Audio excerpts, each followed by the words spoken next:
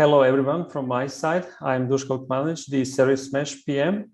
And together with me today is our architect, Abhinav. And you can, during the session, you can use the Q&A Zoom functionality to ask your question and he will answer them. And we also should have like 15 to 10 minutes at the end of the session, so you can also ask questions live. Now, based on this short questionnaire, I can see that there are some number of people who are already using Kubernetes. Looks like that majority are still not using on this call, but when I compare the numbers of users that are using Service Mesh, actually it is less than number of users of Kubernetes according to those results.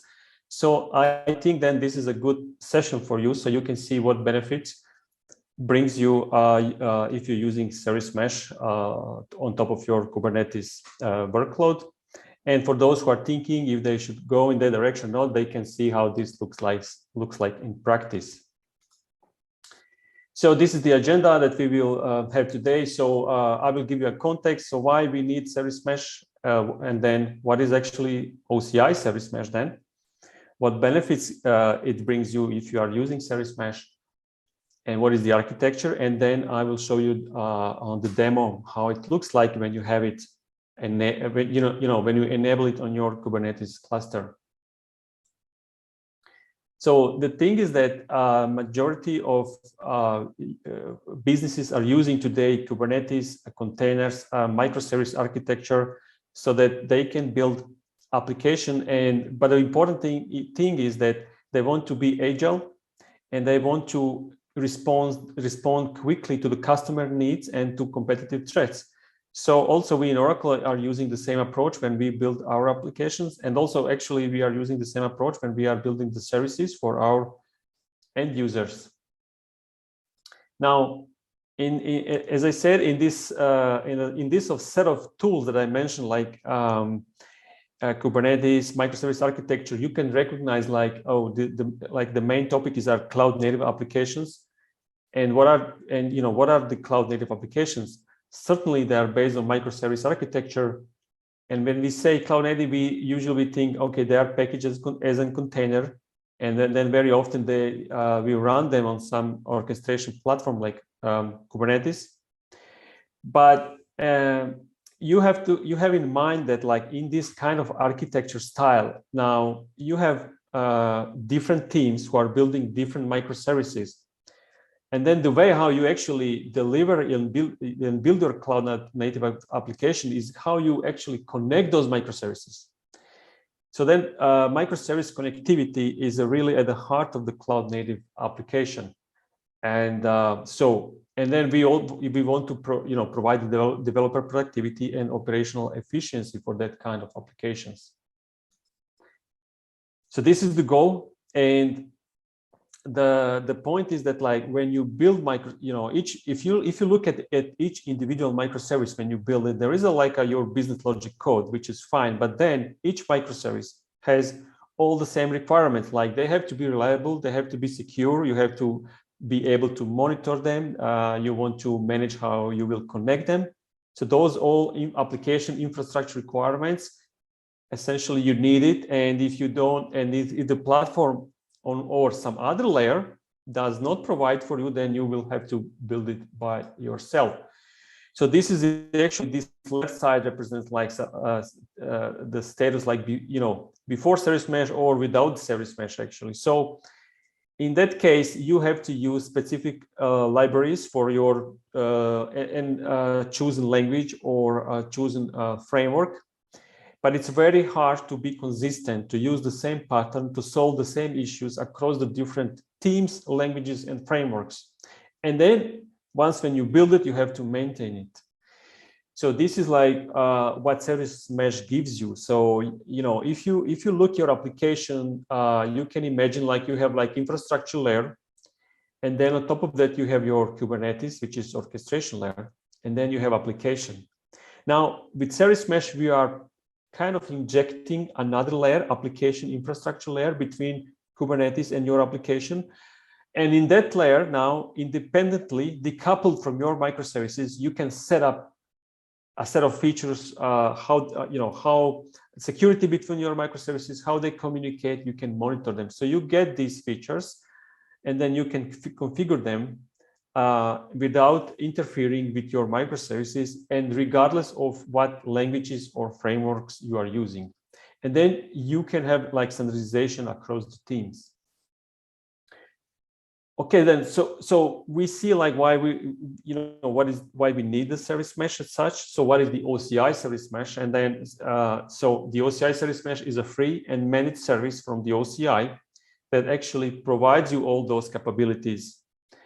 And then so two major things that I want to emphasize this is like it helps you actually provides you with increased developer productivity.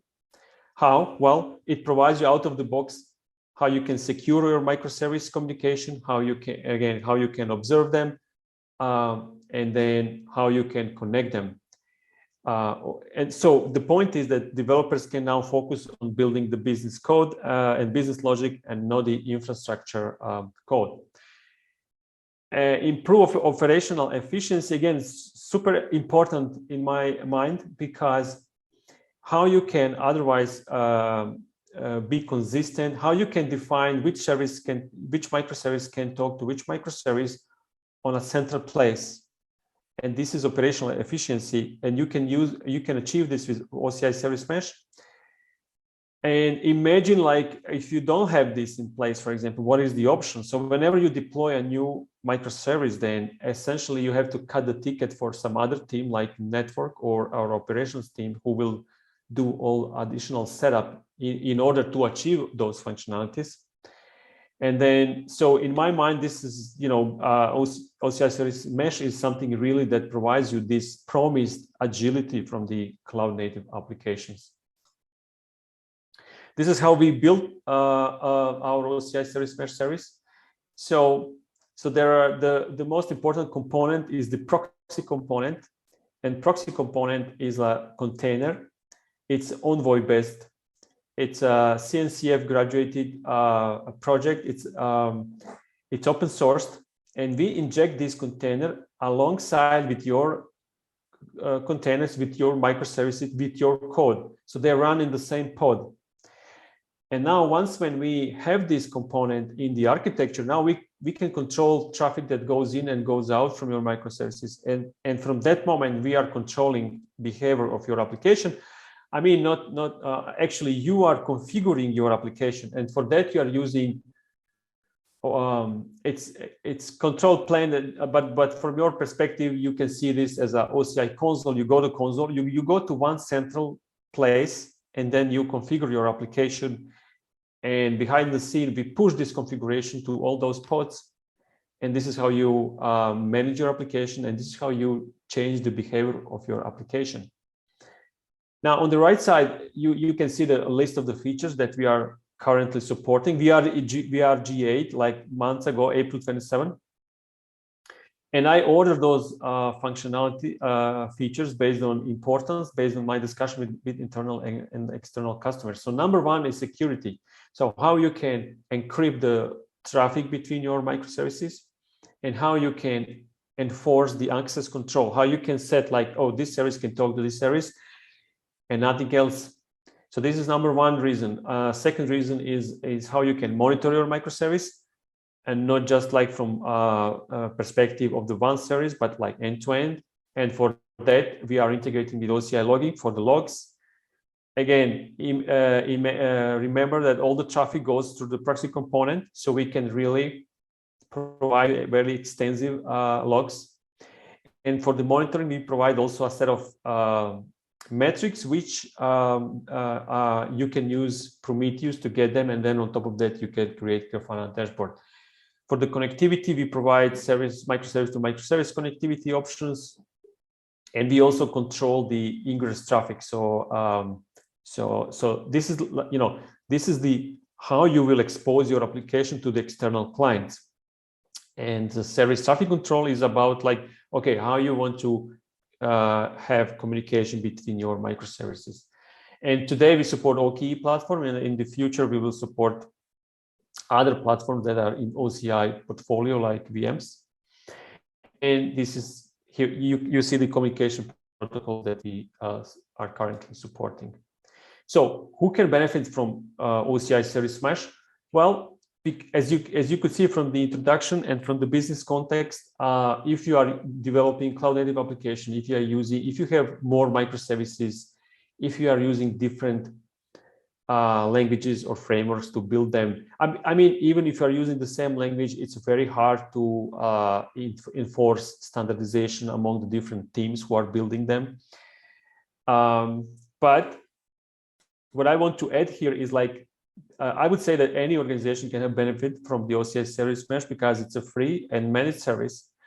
And it really comes from my discussion with the customers, the security is not an option. So if you have to enforce that level of security among your microservices, and now you have OCI Service Mesh, which is managed by us, then it's really easy to use it. It does not get additional burden of maintaining another component into your architecture. So I will now go through those benefits that OCI Service Mesh provides. So number one is the security. And actually, in the moment when you enable Service Mesh, security is there by default. So, and what does mean when I say is by default? So by default you get something that we call MTLS. It is neutral. This is neutral TLS. This is a form of transport security that provides both confidentiality and authentication of communication. So not that just communication is encrypted, but the identity is validated on both sides of connection. So in our case, this identity represents our virtual services that we will create while defining the mesh. So this is different. Just have in mind this neutral component of MTLS refers to the fact that, like, unlike the TLS that is used by your browser, so it only validates. So when you connect from your browsers to some site, it only validates the server side of communication, but MTLS validates the both, like client and server. So in your case, this is like, you can be sure that your microservices are really communicating. So, and this validation aspect, I think it's very important. Very many people think like the value of TLS is encryption, which fine. But if you don't have this validation, and I mean, what I want to say, like, encryption is only useful when you can trust the entity that you are communicating with on the other side. So if you have an encrypted message from a bad actor, this is still message from a bad actor. And you get this by default. It's already on. You can only, let's say, set at the level of security you want, like can be strict, then only MTLS is allowed, or could be permissive if you want to. If you have some external client who does not, for example, support HTTPS, then you may say permissive for them. So this is one thing. Second thing is access policy. So with access, when you enable the mesh on your cluster, by default, there is no all communication is forbidden between any microservice. So you have to explicitly say, oh, this microservice can talk to this microservice.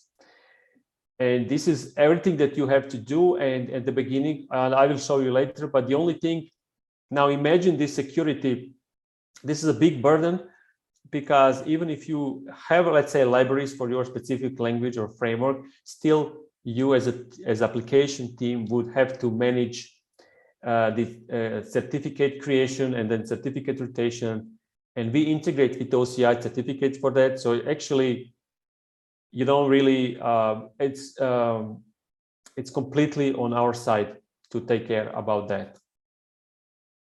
The next thing is about the how you can monitor your microservices. So we have automatic log collection and metrics. So we provide you by default many different metrics like request rate, HTTP errors, latency. So you can quickly and you know, it's with a simple scraping config where on your Prometheus setup you can get them immediately, and then you can see how your actually the whole application behaves. Because remember, cloud native application is kind of distributed type of application, and there are many moving parts in that application. So it's not easy to find the root cause when you have some issue. And then also for the logs. And when I say the logs that we provide, I'm not talking about the log that are part of your business logic. Now we are able to provide any communication that goes in and out through your microservices. So we call this access log. It's very extensive and it's very useful when you can very quickly find like errors based on, for example, response code like 404 or 503. If some service is down, search into log, you can find those information quickly. And then it's about connectivity. So how, because again, for each, you can have a microservice, but then very often you have like you want to have like multiple versions of your service running, because this is how you can introduce a new version, and then you can deploy a new version, and then you can just set a small percentage of traffic that goes into new version. And then over time, when you gain confidence, you can slowly increase this percentage, and then you can switch to the new version. This is like canary deployment. For example, you can use it for the load balancing. But then in any moment, if something goes wrong, you can just, with one setting, you can just switch all the 100% traffic back to version 1, for example. So it's kind of safe. So this is how you control, you have more options now when managing your different versions of your microservices.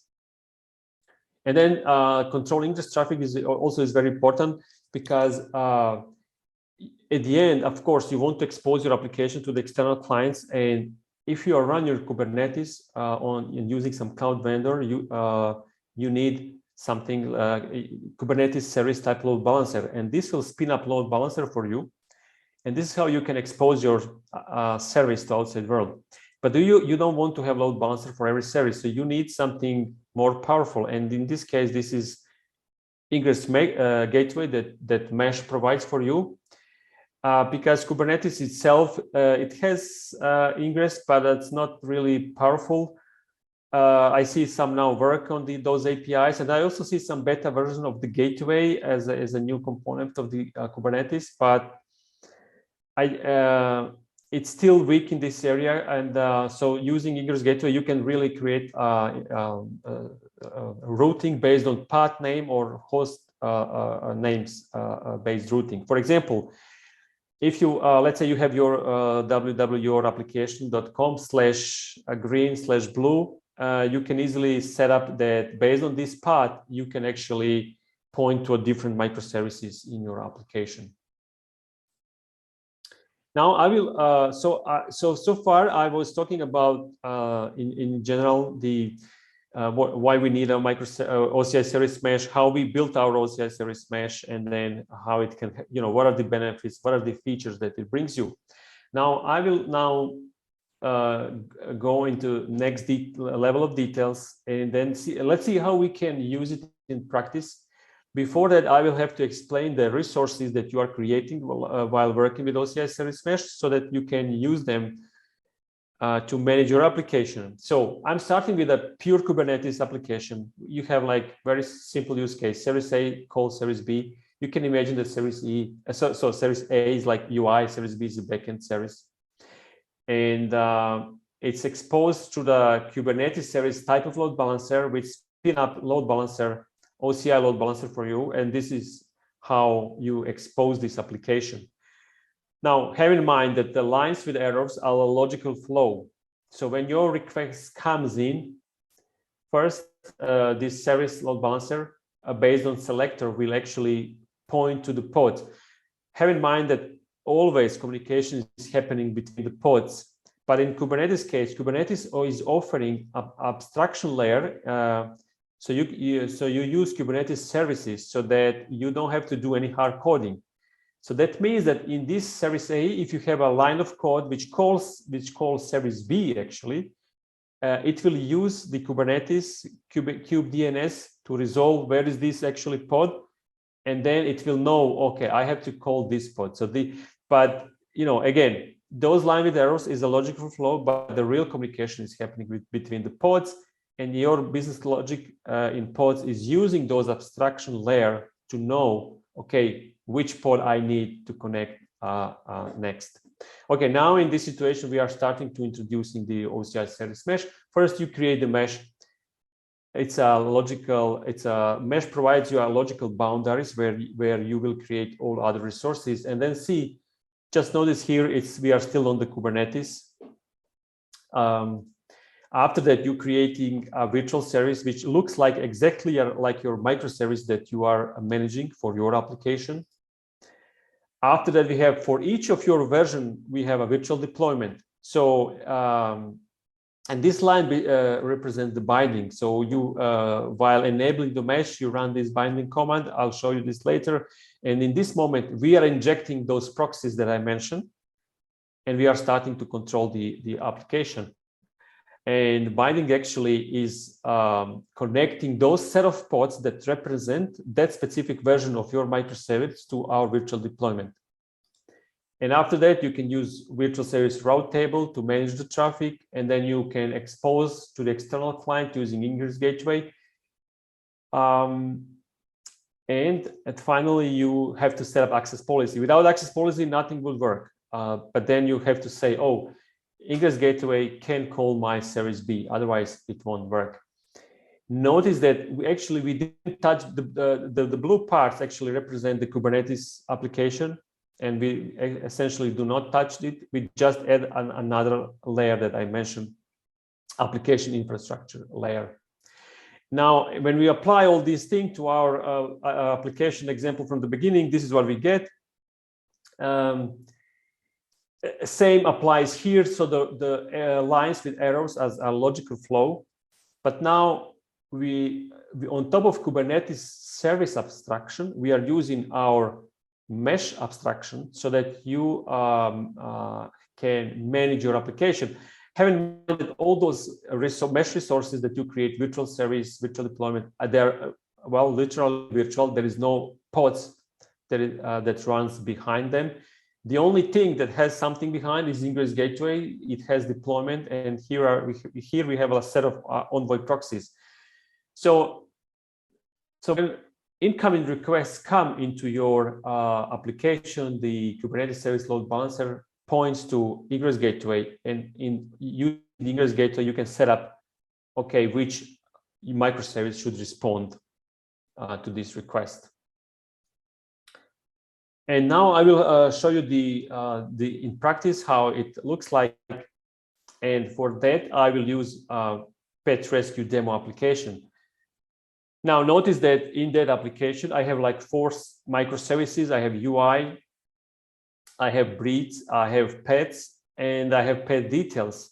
Notice that currently I have deployed like two versions of the pets, V1, and the only V2 has connection to the pet details. So that means that V2 will give like more details you will be able to see. Now and then scenario that we have for this is like that currently application does not behave very well. Sometimes there are some strange things happening. Sometimes the response is very slow. So this is one thing. And then second thing is we don't any kind of security. So we now have a business requirement to enable secure communication among those services. And for now, for that reason, we will now enable the mesh on the cluster where application is running.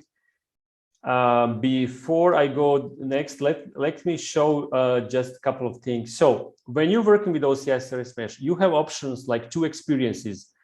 One is the OCI native experience using console, OCI console, like for any other service, using OCI API, using Terraform, using SDK.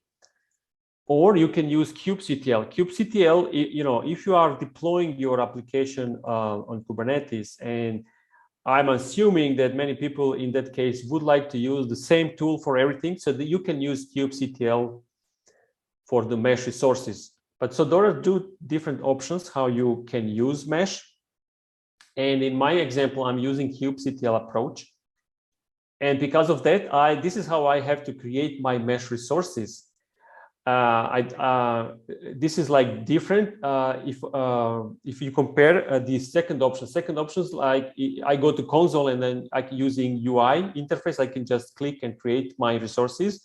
Or if I want to automate, I can use APIs or CLI or Terraform. But here I have to create my YAML file and then run it with kubectl. And this is my approach. So in this case, this is like how I have to define mesh. Here is the name, here is the namespace, here is the compartment. If you are new to the OCI, the compartment is how we organize, logically organize resources that you are creating in your tenancy. And the only thing that you have to define is like certificate authority, because we will use it in order to create certificate for the secure communication. And then you just have to say what level of MTLS you want to have. And this is an example for the virtual service. I can define the default routing policy. I can specify like percentage if I want, but if I don't want to bother, I can just say uniform. And here are my hosts. This is connection to the Kubernetes services.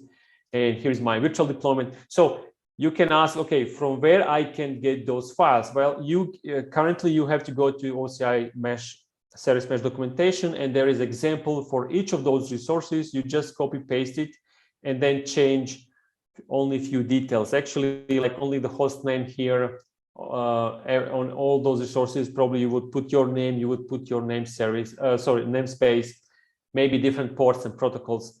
But once when you create, let's say, one example for your virtual service, again, it is just a copy paste, and then you just change a few values here. So this is how I got those files. Here is my application. I can choose between different breeds, and then if I pick one, I get a different options. And notice how many information I have here. It seems like a lot of information. Is a health, it's a adoption. But if I, let's say, refresh, I'm still on that version. Currently, and now you see now is version 1. So this is like V1, V2 that I mentioned before. And also notice that sometimes response a little bit slow. So this is our application that we have to troubleshoot. Next thing, again, from where I got this application. So here are the steps that I will go through, and I will show you exactly what I did. So in order to get my application running, I run this, my Kubernetes manifest file. And this is just, here are all those services, breeds, UI, and everything. So this is standard Kubernetes deployment, nothing special there. And this is my starting point. After that, actually, I can just show you where we are now. So we have all those services microservices that I mentioned. You will see now here on the list. And here is the breeds, pets, V1, V2, UI. It's my ingress controller. I'm also having a lot simulator. So I'm, in order to have more data points, I'm just in the background hitting those URLs. Otherwise, I wouldn't have enough data to show you the metrics and other things. So next step so this is my starting point. After that, I'm setting the label for my namespace. I run this command. Again, nothing special, just the Kubernetes command, how I can add a label to that namespace. And I'm using the pet rescue NS1 namespace. After that, I'm creating my mesh resources, and they are here. And then I show you actually from where I get them. I use the documentations, copy paste, put the values for that means to me, and then just run them. And after that, I get my mesh resources. And because the way how we implemented it, mesh resources are like you have a Kubernetes custom resource definitions for them. You can check the status. And so we are good. And after that, I run this binding command. This is how I do. And as I said, the binding is how we connect those pods with our virtual deployment. But this is important moment. In that moment, we are injecting the proxy. So we'll see in this binding document, I'm saying, okay, this is the virtual deployment, this is the service. And using this definition, we know where we have to inject the proxies. So after that moment, now we have proxies also injected. So we can check this. If you look our pods now, you see that all pods now have 2 containers. Only this one does not have, but actually this is our ingress gateway. This is actually also Envoy proxy. So now all the pods have 2 containers. One container is your business logic, and second is our proxy. I can show you this. I'm selecting the containers in this specific pod, and you can see there are 2 containers, UI and then OCI service mesh proxy. Okay, so we had this requirement at the beginning that something like it's not okay with application. We can go here and then see behavior. Now, this is the Grafana dashboard that is built on metric that we provide out of the box. And I can see here like, oh, it's a kind of 1 second latency. This is pretty much for the web application.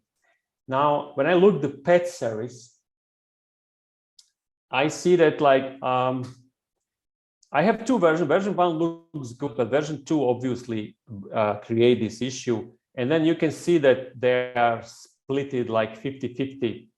So we have V2 version, which is a new version, and then traffic split is 50-50, and looks like this is the problem. Now, based on having this information, now developers can quickly find where is the root cause of the problem. They can fix this service and then redeploy. And then fix this quickly. So in our scenario, let me then deploy the new fixed version of the service. And also let me split the traffic differently. Let me split traffic. Let's just give 10% to the new service, because we are not sure if this works well at the moment. So how I did it, let me show this change split traffic. So you'll see here, this is just a virtual service root table. And I say here, oh, V1, just let's give it like 90%, for V2, 10%. This is my YAML file, and this is where I run this YAML file. So you can change any settings for any mesh resources and just run it with kubectl. So let's say that we will check later how now application looks like, but for now it looks like that we fixed this problem. Next thing that I want to show is about the logs. Here are the logs, for example, from one of the microservices that we can get. And this is only like the business logic logs that some developer puts there. But we are missing much more information, and this is something that we provide you by default, and we call this access log. Now let me create some problem for it. I will shut down the bridge service. So when I do this, what happens? So I would expect, because microservice is not available, I would expect like 503. Let me see if my application still works. No, it does not work, because UI does not get response anymore from the bridge. Okay, so we have to fix this. And now I will use the console to fix, actually, first to find where is the root cause, and then we will be able to fix it. I'm now going to OCI console, because I will use the OCI logging. But I will use this opportunity to also show you how the service mesh looks like on the OCI console. And here is my mesh that I created using the YAML file. But you can see here, actually, this is my mesh definition. And here are my services, my microservices. Let's say here is the pets microservice. It has 2 versions. If I check the root table, I can see, for example, that the traffic is splitted like 1090. What else I can show you here? So for example, I can show you the access policy, which again, this is also described in the YAML file, but maybe it's easier for you to read here. So you can see here that I have set up that I say like all virtual services can talk to UI. So because they have to give some response to the UI, because UI is the first service. But I say the Ingress Gateway, which actually expose your applications to the external clients, only this service can talk to the UI. So with that, you already protected all your services, microservices, from the external access. And now we have like pets can talk to, only pets can talk to pets details, UI can talk to pets, and UI can talk to breeds. Now, this is super helpful because if you without Service Mesh, you would have to rely on the Kubernetes networking policies. And the way how the networking policies works, because there is a Kubernetes requirement that all pods have to be able to communicate with all pods. Now, how you can create, and you are running different workloads on your Kubernetes cluster. So how you can ensure proper isolation between your workloads. If you are relying on pure Kubernetes, then you have to use network policies, but network policies could be namespace based or IP based. Then you have to segment all your IP address space in your Kubernetes, and then really really you have to know what you are doing. So in my opinion, this is not it's too hard for the application development team, and then they have to rely on some other team to support them. So meaning cut the ticket whenever you do something new. It's not about just when you deploy new applications. It's every time when you add a new microservice, you have to configure those policies, and it's very hard to do it. Now here, it's very easy to do it. So let me then go to the logs, because our application does work. Let's see if we can find something in the logs. The only thing that you have to set up here is this agent configuration. And you can set up like, and I set up, yeah, you see here, I'm using the OCI Service Mesh proxy log within this specific namespace. This is the only thing that I configuring. And now I will search, I'm using the OCI logging feature, and then I'm searching only the messages which has response code 5 or something. So because I'm suspecting on 503 because our application doesn't work, and each of those, this is the payload for the one line that you get from the proxies. And actually, here is the message. I can copy the value, and let me show you here. So this is the message. So again, you see it like, what is the duration? What is the virtual deployment? Who initiate this connection? Who is on the other end? I see the user agent here, for example. I see this specific library, so I can see, oh, this is like Node.js, for example. I see that we are looking for the breeds on that port. I see the protocol. I see that UI is initiating this. I see all the virtual OCID that I need, and then I see the response code 503. So this helped me that I quickly scan what is the problem. So in that our case, then I can let's say fix my application back. Let me see how our dashboard looks like now. So you can see this, that V2 now looks better. And I set like 1090, if you remember. So we need a little bit more time. So we'll see our this will go into 1090, and our UI. Well, this is because we messed up with the breed service, but you see this little bit small area. This is when everything was okay. So we will come back later here. I will expect that again this goes down because all now our microservices are now working fine. So let me then show one more thing is about the security. So as I said, like reason number one is to use OCI Service Mesh is security. So the only thing that when you are using Service Mesh, you actually do, you create your certified authority. And if I go here, actually here is the like certificate authority that I used while creating my mesh.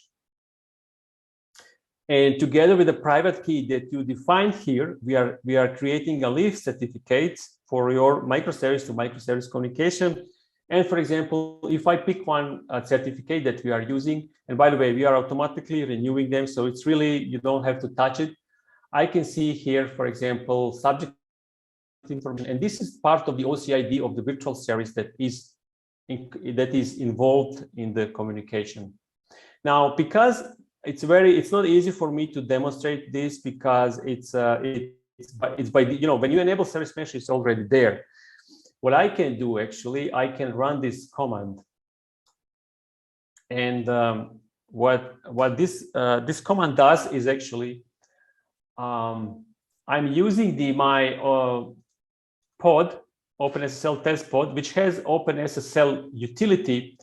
And I'm using this command as client, show certificate, and I'm connecting to the UI microservice. And then with this, I'm enforcing MTLS communication.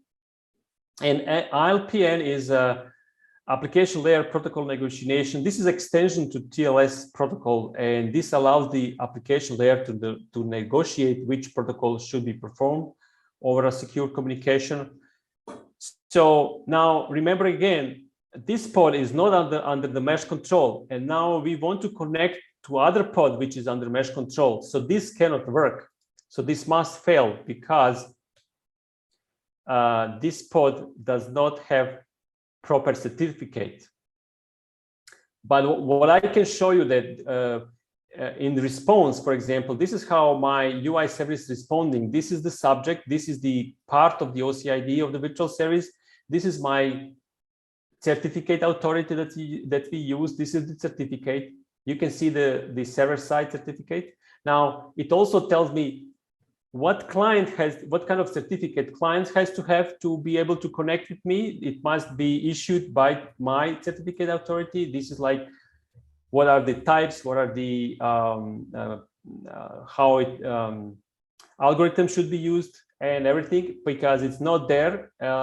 So it's terminated. So this way I can ensure you that we are using MTLS communication between our microservices. So let me just one more time check the application. Now should work, looks fine. Let me see the graphs. Yeah, again, UI now looks good. All looks good, and those are going towards 9010. If only, you know, I mentioned like all the features that we are supporting and everything, but just have in mind that OCI Service Mesh can really help you to simplify development, but then also more important thing, in operation of your cloud native applications. And here are the additional resources that you can use. There is a Service Mesh documentation. There is Getting Started guide, where you have listed all the prerequisites, how you can enable Service Mesh on your Kubernetes cluster. And there is also a reference architecture, so you can see how Service Mesh is integrated with other OCI services like certificate logging. And if you have any questions, like in the future, any kind of clarification, or if you want to start with using Service Mesh, well, you can also contact directly me, and we can clarify things and we can support you if you want to test and see how Service Mesh works. So with that, I will actually I'm ready for the questions. So feel free to unmute yourself and ask questions. Thank you, Dasko. That's very, very informative. And thank you, everyone. So if you haven't already, please enter any questions in the Q&A box. And we have Dasko here and Abby, and they're here to answer any questions that you may have. All right. Okay, so I got a message from the host manager that it can't unmute the people on the call. So the only option is to use Q&A functionality of the Zoom. Absolutely. There's no better time than asking your questions now. We have Dasko and Abby, and they're the subject matter experts on Service Mesh. So if you have any questions, ask now and you'll get your answer in real time. But in the meantime, while you're doing that, I'm going to pop up one final poll here. And if you could take a moment to fill that out. Let me have the poll up. And then you're welcome to enter any more additional questions in the Q&A. So, Dusko, is there any additional things that you would like to share with all our attendees today about Service Mesh, why it's important that they have to utilize Service Mesh? I think I will just remind you everybody again. So if they, if they want to start explore OCI Service Mesh,